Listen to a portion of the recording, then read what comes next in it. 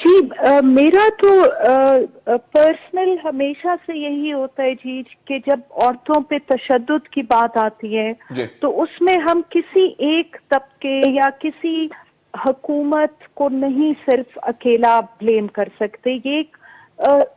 اس طرح کا یہ چینج صرف تب آ سکتا ہے جبکہ ایک انفرادی لیول پہ ایک گھر، ایک کمیونٹی، ایک مسجد، ہر لیول پہ ہم یہاں اس چیز کی رسپانسبلٹی اٹھائیں. اگر کسی بھی گاؤں یا کمیونٹی میں کوئی مرد ایک عورت پہ ہاتھ اٹھا رہا ہے اور وہ اس کو ایک پرائیویٹ میٹر سمجھ کے خاموش رہتے ہیں، وہ آگے نہیں بڑھتے، تو میرے خیال سے اس سوچ کو بھی سمجھنے کی ضرورت ہے کہ آخر وہ انڈیویجول لیول پہ ہم لوگ کیوں اس کو ایک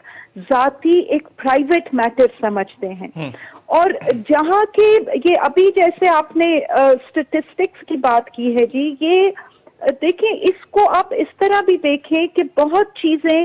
کلچرلی جو اگر قوانین بہت زیادہ جو پاکستان میں پرو ویمن لیجسلیشن ہوئی ہے وہ بہت کم اور اس طرح کے ملکوں میں ہمارے پاس ایگزامپلز ہوں گے، لیکن ہمارے کانٹیکس میں کلچر کو اور ریلیجن کو جس طرح سے ایکسپلوئٹ کیا جاتا ہے عورت کے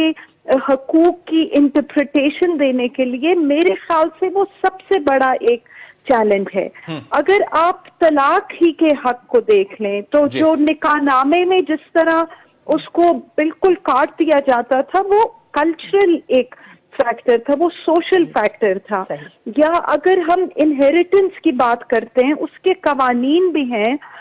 ریلیجن نے امپاور کیا معاشی طور پہ عورتوں کو، لیکن اگر آپ دیکھیں تو پڑھے لکھے بھی جو